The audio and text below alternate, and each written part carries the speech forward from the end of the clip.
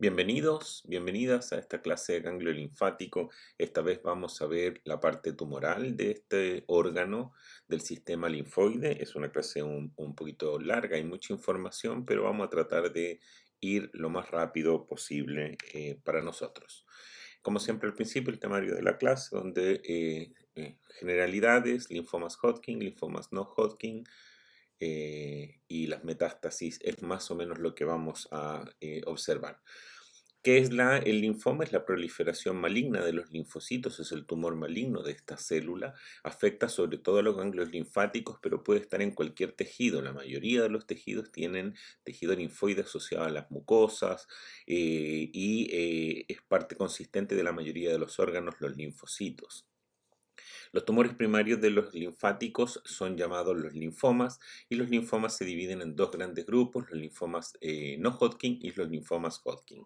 Y los tumores secundarios de los ganglios linfáticos corresponden a las metástasis. Desde el punto de vista clínico son síntomas bastante genéricos, pero se repiten mucho, por ende, en general, cuando uno los encuentra en conjunto, más baja de peso, que es como en general uno de los síntomas más importantes del cáncer en general. Uno puede sospecharlo, es inespecífico, pero hay aumento generalizado en los ganglios linfáticos o localizado, baja de peso, sudoración, astenia, dinamia y otros signos inespecíficos. Insisto, el conjunto es el que realmente tiene valor. Y la confirmación diagnóstica siempre, siempre va a ser a través de la anatomía patológica, porque no hay ninguna otra forma de confirmar un linfoma. Se comportan de forma diversa, desde tumores muy indolentes que técnicamente no generan la muerte, hasta tumores altamente malignos de muy pocos meses de sobrevida. La mayoría de los linfomas son B, mucho más que T, y como es una neoplasia, el sistema inmune cursa con un deterioro en el sistema inmunitario.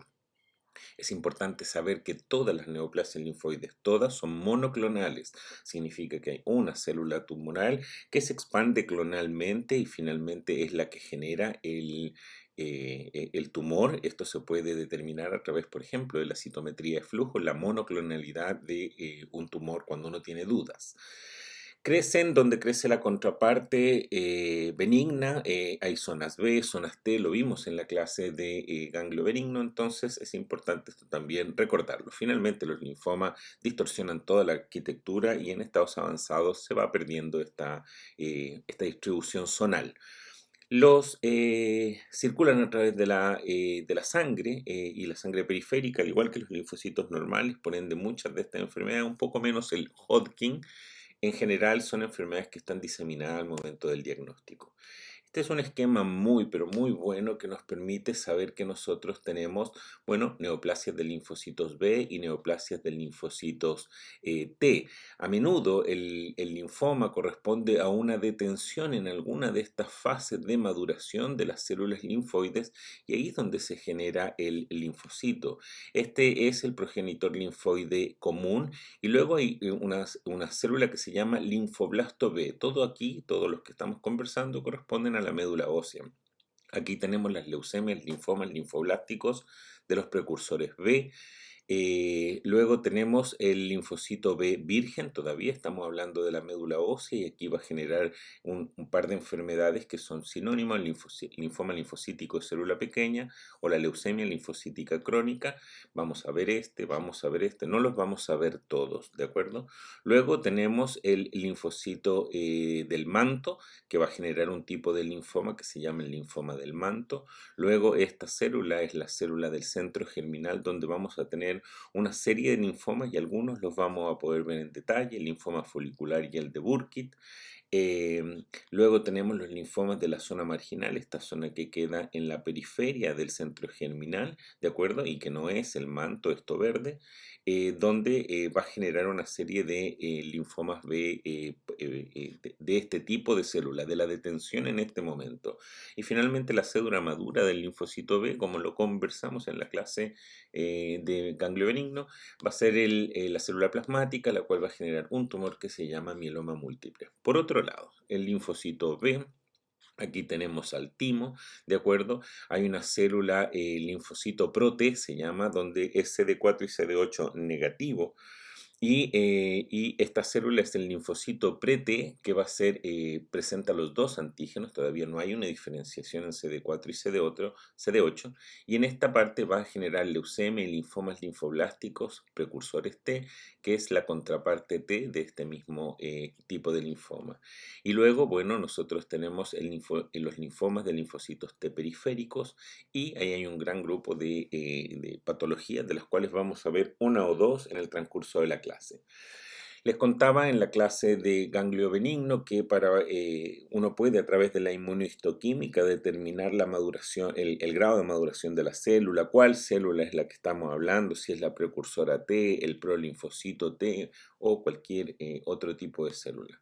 Aquí tiene una serie de marcadores de cluster designation, ¿de acuerdo?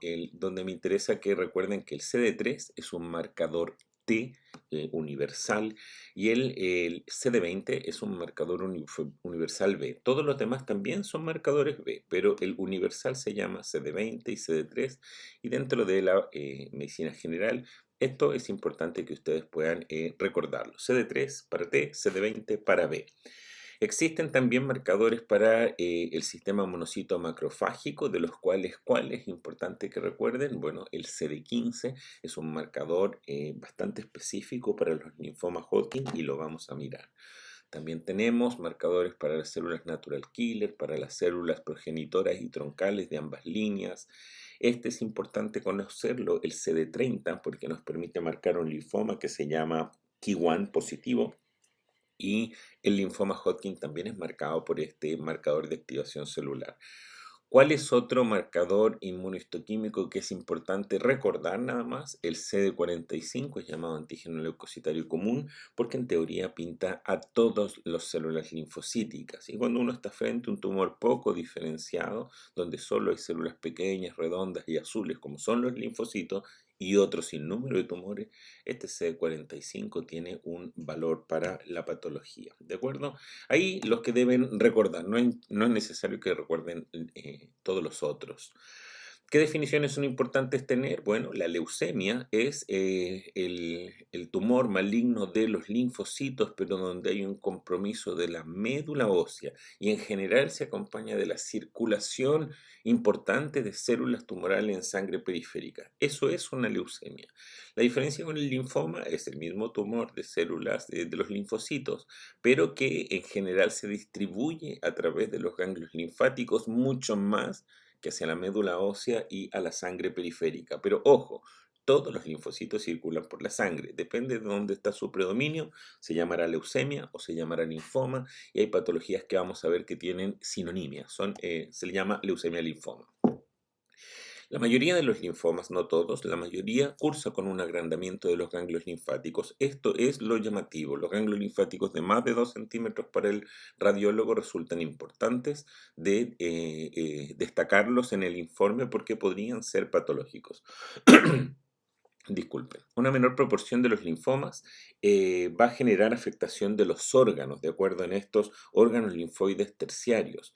En general puede ser la piel, el estómago, el colon, el intestino delgado, el cerebro, dentro de otros. Y en este ganglio linfático, bueno, pueden observar cómo se puede distribuir los linfomas en general en las cadenas ganglionares cervicales, axilares, mediastínicas, retroperitoneales, pero también puede afectar la médula ósea, vaso, tiroides, encéfalo, estómago y bueno, como les decía al principio de la clase, todos los linfomas pueden afectar los ganglios o afectar en términos generales todos los órganos.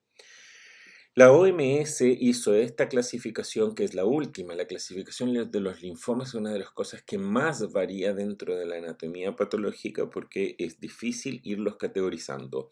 En los últimos 10 años ha habido una disminución en esta frecuencia de recambio y nos vamos quedando con la OMS porque ya existe la inmunistoquímica que nos permite marcar el tipo de célula, ¿de acuerdo? Entonces eso ha ido ayudando a ordenar un poco esto que era realmente un desorden. ¿En qué se basa? En la morfología de la célula, en el inmunofenotipo, a qué está pintando, si es CD20, si es CD3, por darles un ejemplo, sus características clínicas y el genotipo. Hoy en día trabajamos con la biología molecular en muchos de estos tumores.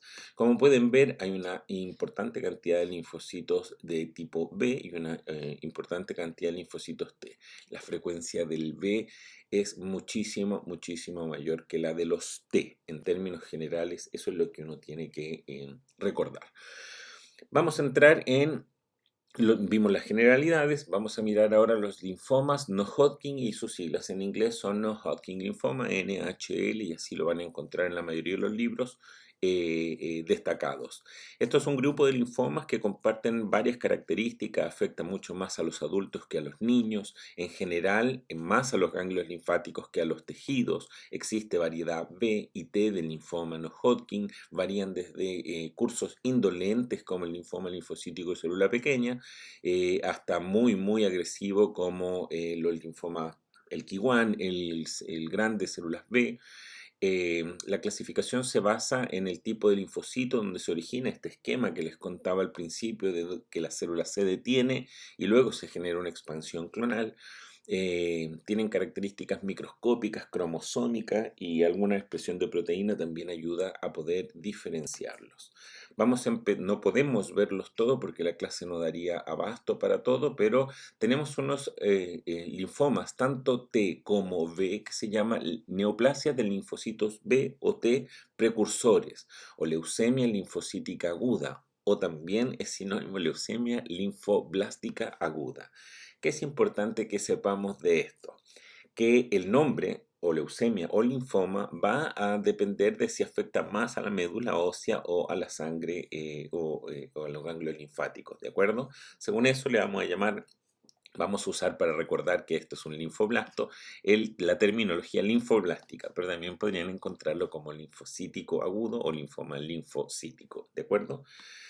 El B es la forma de leucemia más común en los niños, y eso hay que recordarlo, ¿de acuerdo? El T es la forma menos común de todas las leucemias, es de muy baja frecuencia. Estamos hablando de los precursores B y T, la detención al inicio de la maduración.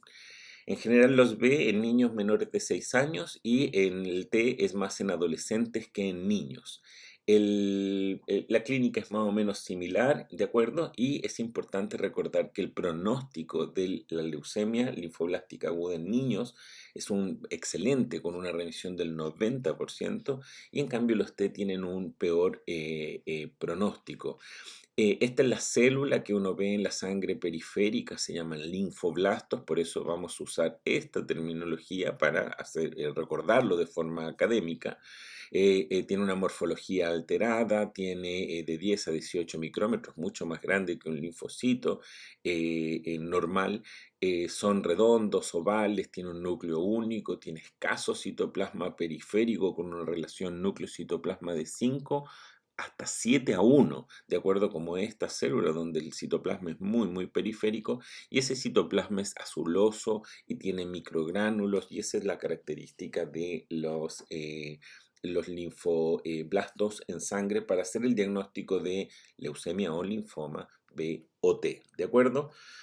Niños, adolescentes, muy frecuente, la forma menos frecuente de leucemia, buen pronóstico, mal pronóstico. Eso es importante que recordemos. Vamos a los linfomas B maduros y tenemos aquí una serie de patologías de los cuales vamos a ver unas generalidades y dos o tres que son importantes o frecuentes o en la medicina general se van a ver enfrentados con mucha frecuencia. Los linfomas B, como les decía, son los más comunes, ¿de acuerdo? Son el 90% de todas las neoplasias linfoides en el mundo son linfomas no Hodgkin B. La mayoría de estos se producen en edades más adultas, eso no implica que no sea posible verlos en los niños o en personas de tercera o cuarta década. Hay factores epigenéticos como el SIDA, enfermedad autoinmune, infecciones de virus Epstein-Barr, hepatitis C, Helicobacter pylori para el linfoma gástrico, la clamidia, exposiciones a pesticidas, ¿de acuerdo? Que están destacados dentro de la génesis de estos linfomas. Una cosa general que puede ayudarle cuando uno lee el informe de anatomía patológica es que cuando en los linfomas no Hodgkin B las células son pequeñas, en general el curso va a ser indolente, y cuando las células son grandes, en general el curso va a ser más agresivo. Es importante destacar que este tipo de linfoma es poco común en los asiáticos para diferenciarlos de otro grupo de linfomas que lo vamos a ver más adelante. ¿Cuáles quiero contarles en breve de los linfomas B? Recordemos, aquí vamos a ver más cosas porque es el linfoma más común de todos los linfomas. Entonces, vamos a ver la leucemia linfocítica crónica o sinónimo, linfoma linfocítico de célula pequeña. Vamos a ver los linfomas foliculares, el difuso de célula grande B, el linfoma de Burkitt y el mieloma múltiple. ¿De acuerdo? Hay muchas otras patologías que ustedes pueden explorar en los textos, pero estas son las que me interesa que se lleven de esta clase. La leucemia linfocítica crónica, si afecta médula ósea, en términos generales, si hay más de 5.000 células tumorales en sangre, se ha definido que ahí se va a llamar leucemia linfocítica crónica, esto es bien arbitrario, o linfoma linfocítico de célula pequeña cuando afecta más a los ganglios o cuando no alcanzamos a estas 5.000 células. Es la leucemia más común de los adultos mayores. Si lo vemos como linfoma, en cambio es un linfoma no tan frecuente cuando afecta a los ganglios linfáticos. ¿Qué es lo que hace con el ganglio linfático? Borra la arquitectura y genera una sábana de células de linfocitos pequeños, y esto se parece mucho a la mononucleosis infecciosa. Cuando uno veía ese ganglio linfático con borramiento por estos linfocitos pequeños de aspecto activo, ¿de acuerdo? Podría confundir, por eso es el uso de la inmunohistoquímica en linfoma es muy, muy útil. En general, los órganos suelen estar comprometidos en este tipo de linfoma, tiene un curso sumamente indolente, un muy buen pronóstico, incluso sin tratamiento la sobrevida es alta. Un ganglio linfático con distorsión de su arquitectura, esta carne de pescado que es muy común de los sarcomas y de los linfomas, y en esta fotografía de aquí pueden ver el borramiento de la arquitectura, aquí está la cápsula, no hay folículos linfoides, no hay zonas paratrabeculares, no hay manto, no se ve la medular, hay un borramiento, ocupación completa del ganglio linfático. Cuando uno mira de cerca, la verdad que son linfocitos muy pequeños, con cromocentros, con algunos pueden tener nucleolo, no son hendidas, y esta célula un poquito más grande se llama prolinfocito, ¿de acuerdo? Que es un estadio de esta misma célula. Otra fotografía donde podemos ver estos linfocitos muy, muy pequeñitos, sin citoplasma, monótonos entre sí, pero con el borramiento de la arquitectura. Siempre hay que ser inmuno para diagnosticarlo. Leucemia linfocítica crónica o linfoma linfocítico de células pequeñas, linfoma del adulto de buen pronóstico. Eso les puedo contar de ese tipo de linfoma. El linfoma folicular. ¿Por qué es importante saber que existe el linfoma folicular? Porque es idéntico a un fenómeno reactivo que se llama hiperplasia folicular linfoide reactiva, que es una forma de reacción de los linfocitos B que se vieron en la clase de ganglio benigno. Pero existe una forma muy, muy parecida, que es un tumor maligno que se llama linfoma folicular, linfoma no Hodgkin B, maduro. Es el tumor del linfocito del centro del folículo y va a estar constituido por dos tipos celulares, predominantemente el centrocito, que es la célula pequeño grande hendida que tienen estas escotaduras, y con una menor proporción de células más grandes o pequeñas no hendidas, que van a ser los centroblastos. Este es importante recordar porque es el segundo linfoma no Hodgkin B más común de todo el mundo. El 25% de los linfomas no Hodgkin de los adultos es este tipo de linfoma. Predominante como la mayoría de este tipo de linfomas, sexta década, pero tiene una translocación 14-18 que fusiona el gen del BCL2 del cromosoma 18 con el locus IGH del cromosoma 14. ¿Qué es lo que provoca esto? Una sobreexpresión de la proteína BCL2. BCL2 viene de B-Cell Leukemia Lymphoma 2 gen, que es un protooncogen que inhibe la apoptosis. Como está sobreexpresado, hace que la célula maligna sobreviva porque deja de inhibir a la apoptosis, lo cual le permite a la célula la sobrevivencia. Eh, El rasgo hitopatológico es que va a estar reemplazado el ganglio linfático por una serie de folículos linfoides muy parecidos a los folículos de la hiperplasia folicular. Puede tener compromiso de la médula ósea, se va transformando al final de su estadio en un linfoma más difuso, siempre va quedando algo de folículos, pero cuando se transforma en este difuso el diagnóstico es mucho más complejo. Pero hay forma, este tiene un marcador muy bonito, que es el BSL2, que lo acabamos de ver por la translocación que les contaba, que nos permite hacer su diagnóstico. Los centros germinales tienen una mezcla más o menos monótona, a diferencia del ganglio reactivo. Y en fotografías vamos a tratar de ir viendo algunas diferencias que nos permiten diferenciar entre la hiperplasia y el linfoma folicular. En esta fotografía macroscópica al corte uno puede ver macro los nódulos de los folículos que están reemplazando la totalidad del ganglio linfático. Aquí un ganglio linfático más o menos preservado, donde uno puede destacar que hay una corteza, que ahí predominan los folículos linfoides, que son más o menos de forma y tamaño distintos, y aquí hacia el centro hay presencia de algunos folículos linfoides y podría corresponder a una hiperplasia folicular linfoide. Y este es algo muy parecido, ¿de acuerdo? Donde podría corresponder a un linfoma folicular, que nos ayuda a diferenciar entre el uno y el otro. El borde del centro germinal con su manto es nítido en la hiperplasia y es difuso. Aquí debe estar el centro germinal y aquí está el manto en el linfoma folicular. La proliferación del centro germinal es muy pleomórfica, llena de macrófagos, cuerpos extingibles, reactivo en la hiperplasia, y es bastante monótono. Fíjense aquí las células hendidas, probablemente los centrocitos de los que hablábamos, es bastante más homogéneo en el linfoma. ¿En qué nos ayudamos? En la inmunohistoquímica. Recuerden que la inmunohistoquímica pinta en café lo que queremos marcar. Este es un CD20, marcador B, y ahí está el centro del folículo, ¿de acuerdo? Y así va a pintar un linfoma folicular y una hiperplasia. Este es un CD3, un marcador T, donde el centro del folículo tiene una mucho menor proporción, y en cambio en el área paracortical, luego del manto, porque aquí está el manto, luego del manto el área paracortical va a ser rica en linfocitos T.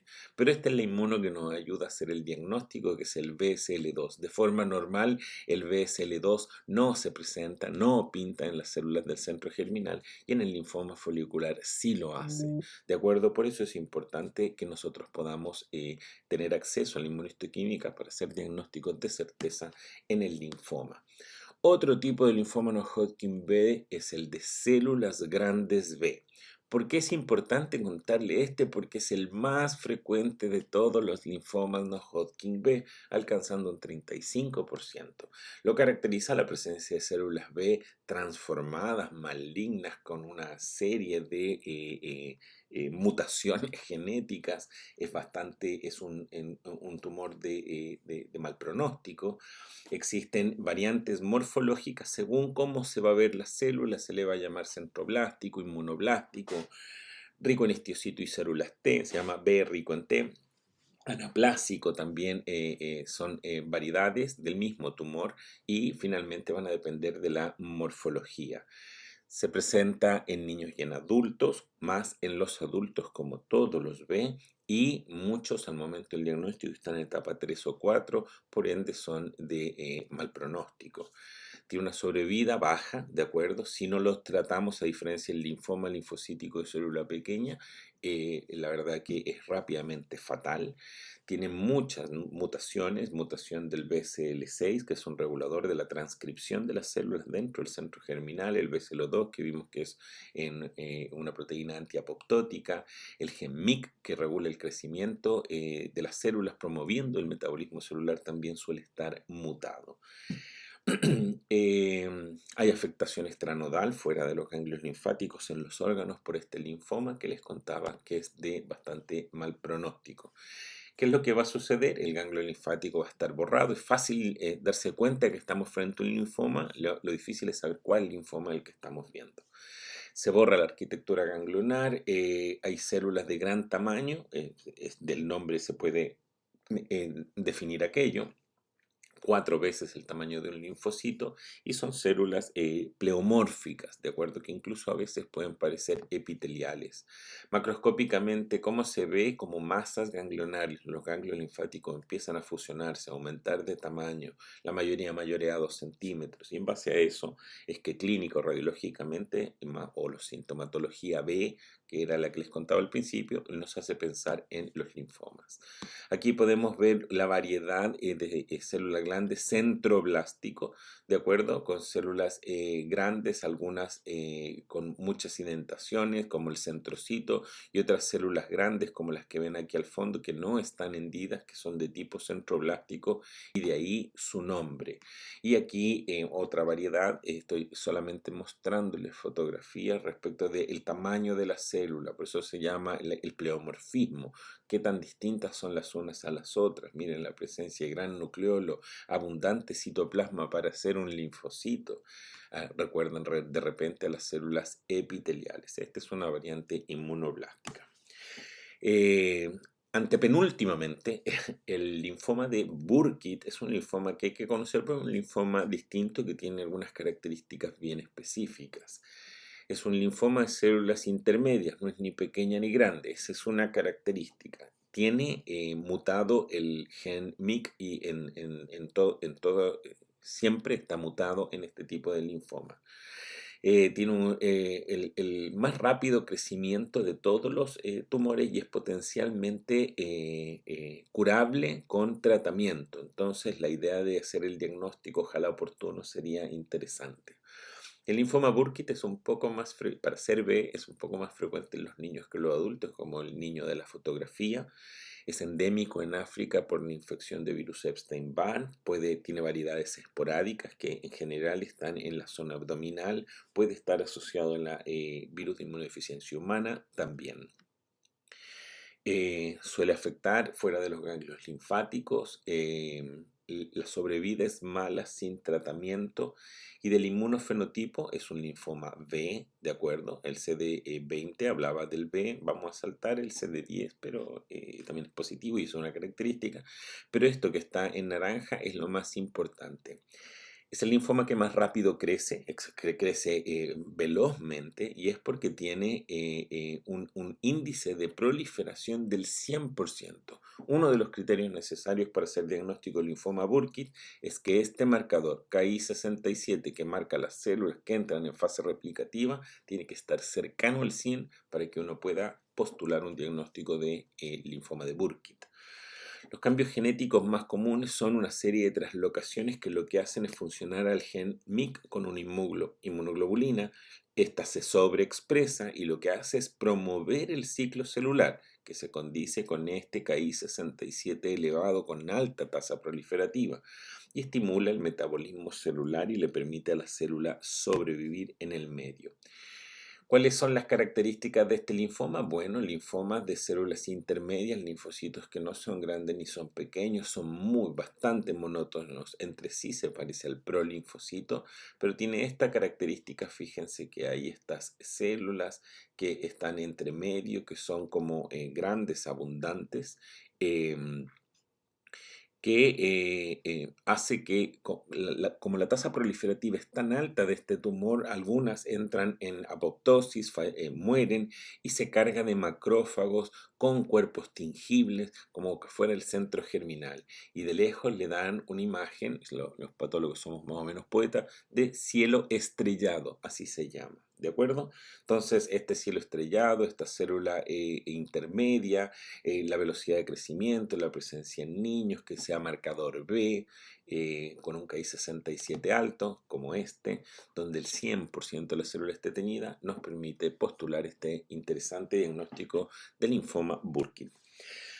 Para cerrar el grupo de linfoma no Hodgkin B, vamos a conversar del mieloma múltiple o plasmocitoma. Este es el linfoma de los linfocitos más maduros que pueden existir, que son la célula plasmática.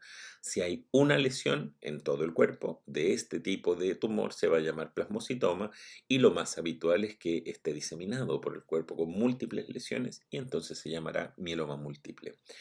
Es una neoplasia muy, pero muy frecuente cerca del 15% de las muertes por enfermedades malignas de los glóbulos blancos son mielomas múltiples. Producen inmunoglobulina, en general la G, la A siendo la más frecuente y la otra mucho, mucho menos frecuente.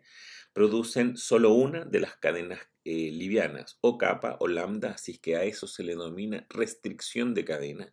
Y nosotros podemos pintar para saber si esta célula es kappa o lambda. Y eso en inmunohistoquímica nos ayuda a diagnosticar un mieloma, ¿de acuerdo?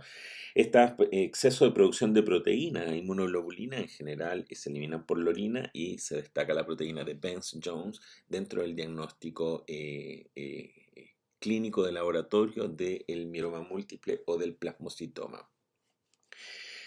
Esta célula plasmática tiene un efecto dañino en el sistema, en el esqueleto, porque produce factores que estimulan a los osteoclastos, los cuales reabsorben hueso.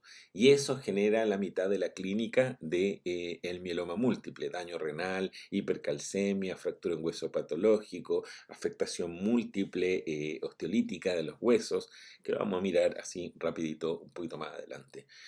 Eh, Al producir inmunoglobulinas defectuosas también, como todos los linfomas, va a alterar la inmunidad humoral y hay un riesgo de infecciones por este tema. Hay daño renal por depósito de inmunoglobulinas, por el exceso de filtración de proteínas. La hipercalcemia puede generar formación de cálculos renales. Está la proteína de Bence-Jones que finalmente también puede generar un fenómeno obstructivo al flujo de orina. Clínicamente hay múltiples lesiones esqueléticas destructivas llamadas ensacabocado de 1 a 4 centímetros. La más clásica imagen es la de la calota. Se distribuye sobre todo en el esqueleto axial y dentro de esos, en la columna, costillas y cráneo. Por ende, cuando uno ve una afectación del esqueleto axial de múltiples huesos, la verdad es que uno tiene que pensar en dos tumores fundamentales. Muchos tumores tienen afinidad por dar metástasis a los huesos, pero en general cuando esto es muy, muy diseminado, o es mieloma múltiple o es un cáncer prostático metastásico.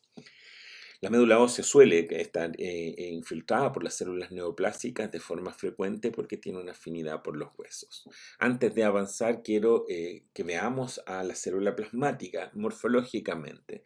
Esta es la célula plasmática, la verdad que este es un esquema, tiene un importante retículo endoplasmático rugoso que va a albergar a las inmunoglobulinas porque se hipertrofia. Hay un importante aparato de Golgi, lo que le va a dar una de las 4 características de esta célula, y tiene una disposición de la cromatina de forma radiada. Esquemáticamente así se vería una célula plasmática, y en un extendido fíjense que es exactamente igual. Las 4 características que ustedes tienen que recordar de la célula plasmática es que el núcleo es excéntrico, está hacia un costado, que tiene un halo perinuclear, tiene una parte más clara que es el aparato de Golgi, que tiene un citoplasma basófilo muy oscuro, que es producto de este retículo endoplasmático rugoso abundante. Y la cromatina tiene algo que en el esquema se ve también, aquí se ve un poquito menos bien, que se llama en rueda de carreta. Esas son las 4 características de la célula plasmática que nos permite reconocerla en el extendido de las células y en los tumores. Aquí un corte sagital de las vértebras donde hay un reblandecimiento de una lisis del hueso producto de la afectación de este mieloma. Y aquí las células de tipo plasmática, observemos esta: núcleo excéntrico, un halo perinuclear, un citoplasma basófilo abundante. No alcanzo a ver la cromatina en rueda de carreta, puede que en alguna la podamos mirar, pero todas las células son más o menos parecidas, más la clínica, más la radiografía, más el examen de orina. Bueno, mieloma múltiple. A veces el mieloma múltiple produce células muy desdiferenciadas como esta, donde uno, la verdad es que sería imposible saber de qué se trata. Fíjense que hay una célula, y es un mieloma anaplásico. Esta es una célula, parece Taunton, gigante. Aquí parece un inmunoblasto, por darle algún ejemplo, ¿de acuerdo? El, ¿Qué otra característica nosotros podemos ayudarnos para diagnosticar el mieloma múltiple? Bueno, los cuerpos de Russell, que son estos de aquí, grandes inclusiones homogéneas eosinófilas, que está producida por la acumulación de inmunoglobulinas en el retículo endoplasmático rugoso de la célula plasmática. Y otra es el cuerpo de Dutcher. Vamos a fijarnos, este es un cuerpo de Dutcher, pero aquí quiero que se fijen para que sea un poco más esquemático. Es una inclusión de inmunoglobulinas dentro del núcleo. Aquí se alcanza a ver toda la periferia del núcleo, su cromatina y en el centro una vacuola y la presencia de este cuerpo eosinófilo en el centro. Cuerpos de Russell, cuerpos de Dutcher se ven en la morfología de los mielomas o plasmocitomas y nos permite hacer su diagnóstico. Clásica imagen de saca-bocao de la calota, la distribución normal de un mieloma múltiple o de un cáncer de próstata, nunca olvidarlo. Y bueno, tenemos aquí la distribución de la inmunoglobulina monoclonal que se encuentra aquí, que es una gamma-apatía monoclonal. Esta es la albúmina, bueno, aquí están las otras proteínas de la sangre y genera este PIC que nos permite hacer el diagnóstico. Con eso concluyo los linfomas no Hodgkin B maduros, que son los más comunes. Ahí les conté los seis, creo que son, creo seis, que más me interesa que conozcan. De los T vimos los precursores T y B, que los vimos juntos, y ahora vamos a ver los T maduros. También hay una buena proporción de tumores malignos, y de estos vamos a ver dos o tres que son de mayor frecuencia. Son infinitamente menos frecuentes que los B, ¿de acuerdo? Pero hay que conocerlos. Las generalidades de los T, estos afectan en general a los órganos, de acuerdo también a la sangre periférica y a los ganglios, pero a los órganos como el vaso, el intestino, la piel. La piel tiene un linfoma muy, muy característico que lo vamos a ver porque es bastante frecuente dentro de su infrecuencia. En total, todos los T alcanzan un 12% de todos los linfomas y con eso podemos observar de que son bastante menos frecuentes. Factores de riesgo epigenéticos, la infección por HTLV1, la infección por virus de Epstein-Barr, predisposición genética y a diferencia de los otros, estos son comunes en los asiáticos más que en los americanos, los caucásicos. Vamos a ver solamente dos, ¿de acuerdo? Uno que se llama la micosis fungoide y con una forma especial del mismo tumor que se llama síndrome de Sézary. Y vamos a ver el linfoma anaplásico de células grandes T, Ki1, que se parece al linfoma de células grandes B, que también tiene una variedad anaplásica, ¿de acuerdo? Pero a este se le llama el Ki1 porque va a teñir para CD30. La micosis fungoide es la forma más común del linfoma cutáneo primario de la piel. Está constituido por un linfocito T, CD4, cooperador, que una de sus características es que el núcleo es cerebroide. Tiene una serie de pliegues e hendiduras en el núcleo que se ven más en esta que en esta célula, que le dan esta apariencia de cerebroide. El síndrome de Sézary es una variante de la micosis fungoide que tiene una triada en su fase leucémica. Tiene la eritrodermia, que es la afectación cutánea, tiene los ganglios linfáticos comprometidos y tiene estas células de Sézary circulantes en la sangre, que es esta fase leucémica. Si las tres están presentes, se les llamará síndrome de Sézary y si está solo en la piel, se llamará micosis fungoide. No hay que confundirse, micosis fungoide es un nombre que se le ocurrió a alguien hace muchísimos años porque generaba unas lesiones tumorales en la piel que parecían hongos y por eso le puso micosis fungoide, pero no tiene nada que ver con los hongos, ¿de acuerdo? Ocurren más en los adultos que en los niños, más en hombres que en mujeres. Tiene tres fases características muy bien delimitables, unas de fácil diagnóstico para el patólogo y unas de muy difícil diagnóstico para el patólogo. Tiene una fase premicótica, una fase micótica y una fase claramente tumoral. La premicótica o eczematosa genera máculas inflamatorias, eritrodermia, la piel se pone roja. Puede durar muchos años, parece cualquier patología inflamatoria de la piel e incluso al microscopio es muy, muy inespecífico y pasa colado. La etapa de la micótica y la tumoral, el diagnóstico es bastante más simple. En la micótica ya hay placas infiltrativas, ya la piel se encuentra indurada, ¿de acuerdo? Y ya no parece un fenómeno inflamatorio e histológicamente tiene una cosa que se llama microabsceso de Potrier, que parece un acúmulo de linfocitos dentro de la piel, pero si uno los ve bien, son linfocitos altamente atípicos. Y uno los tiñe para CD4 y otra serie de inmunistoquímica que no es de mi interés que conozcan, y finalmente uno puede hacer el diagnóstico con bastante facilidad. Y bueno, y la etapa tumoral es la que le da el nombre, porque genera estos grandes tumores exofíticos en la piel. Suele ya haber compromiso de ganglios, de órganos, y la verdad que el diagnóstico es bastante más simple. En esta fotografía, que es muy, muy esquemática, podemos ver las tres fases que tiene este tumor. Esta es la etapa premicótica, donde tiene un eritema o eritrodermia, una placa eczematosa en la piel. La piel tiene esta pequeña banda de infiltrado, pero créanme si les digo que la mayoría de los fenómenos inespecíficos de la piel tienen esta dermatitis linfocitaria perivascular superficial. Y no hay nada en la histología que nosotros hay pequeños detalles muy, muy sutiles que hay que tener muy buen ojo para diagnosticarlo. De esta etapa y esta es bastante más fácil diagnosticar, porque aquí fíjense que ya tiene una placa infiltrativa, indurada en la piel, y peor esta que tiene estas masas fungoides, de ahí el nombre, que crecen como una cabeza de un hongo, que son claramente y evidentemente tumorales. Lo que les decía, aquí se parece bastante a esta, pero si uno lo ve de cerca, fíjense que aquí hay unos acúmulos dentro de la epidermis, aquí está la epidermis, que tiene estas células grandes con los núcleos muy, muy llamativos para un patólogo y finalmente hacen fácil el diagnóstico. Y en esta, bueno, evidentemente es un tumor, hay que hacerle inmuno, más la clínica, y podría ser fácil. Un destaque del microabsceso de Potrier, ahí están los linfocitos atípicos cerebroides, poco fácil verlo de cerebroide, quizás miren, ese puede ser, pero es lo que nos permite el diagnóstico en la fase micótica. Y el segundo tumor es el no-Hodgkin T, que quiero contarles, es T anaplásico de células grandes T o Ki1. Tiene linfocitos T muy pleomórficos como su contraparte B, pero presentan una reactividad al CD30, que es un antígeno, como les contaba, asociado a la activación celular de las células T y otras células.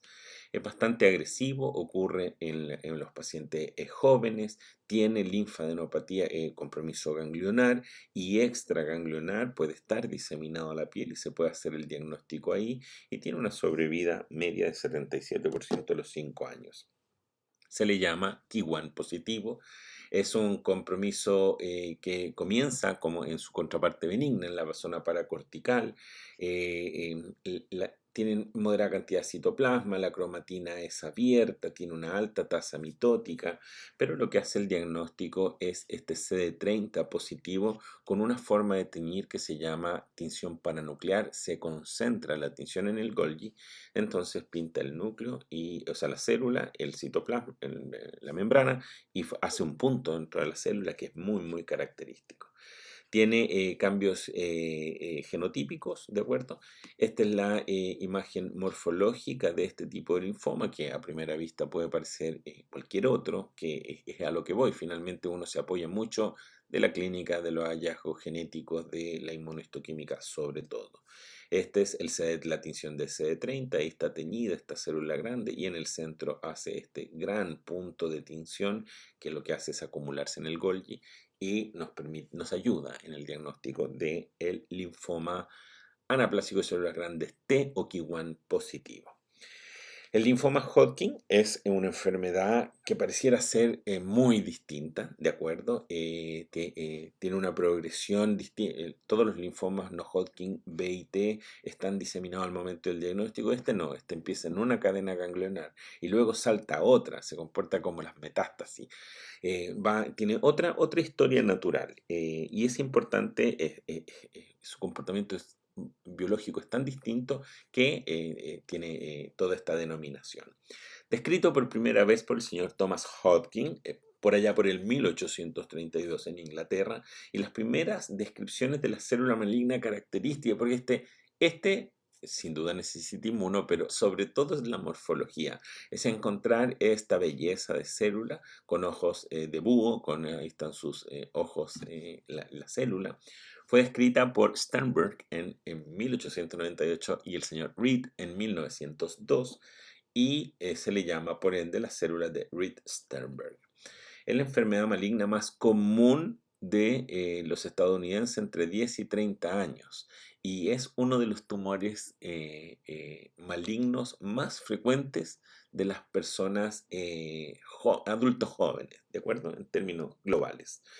¿Qué te pide la OMS para hacer un diagnóstico de Hodgkin? Uno, que haya un linfoma. Dos, que esté esta célula, y eso es lo que les marqué en naranja, que esté la célula de Reed-Sternberg, que en el fondo del linfoma haya unas variedades de células inflamatorias, que haya grados variables de fibrosis, porque hay tipos de linfomas Hodgkin, son todos en su mayoría B, no pintan para B, pero se sabe por otros marcadores que no son el CD20 que son B, eso en general. Existen 5 tipos: la esclerosis nodular, la celularidad mixta, rico en linfocitos, depresión linfocíticas y predominio linfocítico. Son 5 caracteres, 5 subtipos de linfomas. Tienen mutaciones genéticas bastante estudiadas, como el NFKB, que es el factor nuclear potenciado de cadenas ligeras kappa de las células B activadas. Es un complejo que regula la transcripción del ADN, está implicado en la respuesta celular frente al estrés y a otras injurias. La sobreactivación genera una proliferación de células tumorales y lo opuesto, su supresión limitará la proliferación. También está genes que codifican el PDL1, que es una proteína que evita que la célula inmunitaria ataque a las células sanas. Algunas células tumorales tienen mucho PDL1 y esto le ayuda a evadir al sistema inmune, lo cual es una característica del cáncer. Y el PDL2 es un segundo ligando para el 1. También está asociado el virus de Epstein-Barr, miren, altamente 70% en la celularidad mixta y menos en otras de las variedades. En general, una adenopatía periférica indolora que empieza en la zona cervical, supraclavicular, axilar. Tiene síntomas constitucionales B, que son estos síntomas genéricos de los linfomas, y el compromiso es migratorio, va de una cadena, luego aparece otra cadena, es bien ordenadito, a diferencia del linfoma no Hodgkin. El compromiso extranodal del linfoma solo está en los estadios más avanzados, es poco frecuente, en general es una enfermedad que se limita a los ganglios linfáticos. Aquí tienen la descripción original del señor Hodgkin, por allá por principios de 1900. Es una célula grande con un núcleo multilobado, tiene núcleos eosinofílicos grandes, prominentes, tiene harto citoplasma basófilo y es una célula que expresa CD15, se los dije al principio de la clase, también expresa CD30, pero no marca característicamente para el CD45, que es un antígeno leucocitario común, ni tampoco para los marcadores B, ni los T. Es una célula que va a pintar para el 15 y el 30 y otras como Facina y otros que son de menor importancia. Las diferencias en las características de estas células de Reed-Sternberg y el contexto global del ganglio linfático nos permite definir estos tipos que tiene el linfoma. Ahí tienen esta hermosa fotografía, característica, clásica, pero no siempre se ve así. Otras veces estas células se llaman momificadas y también es de Reed-Sternberg. Esta de aquí se llama célula en popcorn, que es de una variedad de los linfomas Hodgkin, que también es Reed-Sternberg. Esta recuerda Reed-Sternberg, pero no se le ve el citoplasma. Lo mismo esta. Pero uno empieza a acostumbrarse a esta célula, es como muy, muy característica. Entonces, cuando uno ve esta célula muy, muy grande con un gran nucleolo, o esta que se llama momificada, en general la sospecha sobreviene. La esclerosis nodular, voy a decir solo por qué se caracteriza. Se caracteriza por la presencia de células lacunares, que es una célula de Reed-Sternberg que tiene un halo, que tiene como una vacuola gigante. Y la fibrosis, de acuerdo del ganglio linfático, por eso se llama esclerosis, es lo que genera la variedad. La celularidad mixta es la variedad más común en los mayores de 50 años. Tiene las células clásicas de Ritz-Stenberg, tiene un fondo rico en linfocitos, pero tiene este fondo inflamatorio, plasmática, eosinófilo, macrófago, que hacen el diagnóstico clásico del Hodgkin. El rico en linfocitos o depletado en linfocitos son variedades bastante raras y se va a caracterizar por la cantidad de componente linfocitario que lo está acompañando. Y el predominio de linfocitos es bastante poco frecuente, pero lo que lo caracteriza es la célula de Popcorn, que es la que les mostré en una de las fotografías. Aquí una fotografía de la esclerosis nodular, ahí está la fibrosis, ahí está el nódulo, de ahí el nombre, y lo que lo caracteriza es esta célula, que es la célula lacunar.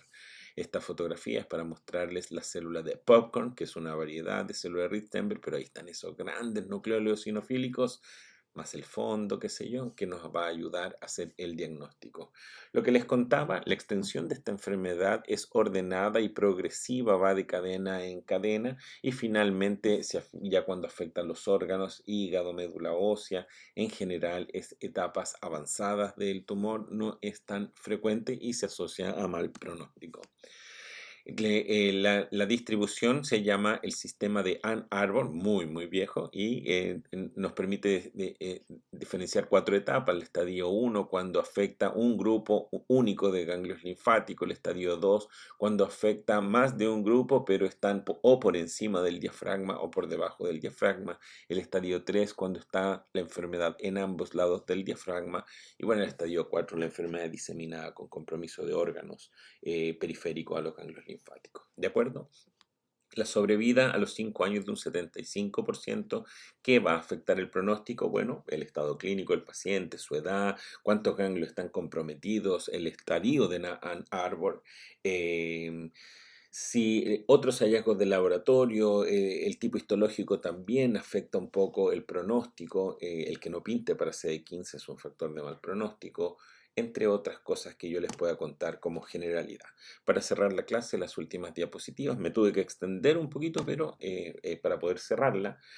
El tumor secundario, el ganglio linfático, es la metástasis ganglionar linfática. El ganglio linfático es el tumor, es el órgano más frecuente donde los tumores malignos metastizan. El segundo más frecuente es el hueso. Prácticamente cualquier tumor de la economía puede dar metástasis a los ganglios, sobre todo los carcinomas. Los sarcomas, su vía de diseminación es hematógena, por ende va a otros sitios. Entonces la metástasis del sarcoma es mucho menos frecuente. Lo más frecuente, los carcinomas, los melanomas, los tumores de células germinales, tanto de los genitales como del mediastino, son frecuentes metástasis.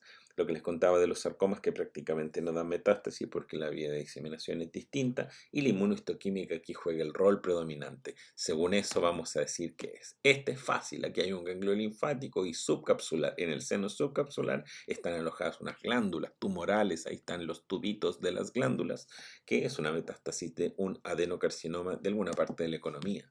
Aquí tenemos población linfoide y esta presencia de estas células muy, muy grandes con núcleo atípico, multilobadas, que podrían pasar por histiocytos, pero están llenas de pigmento. Y esta es la metástasis de un melanoma. Y esta es la metástasis de un tumor germinal del ganglio linfático. Con eso termino, la bibliografía está ahí, les agradezco haber escuchado esta clase. Un gusto.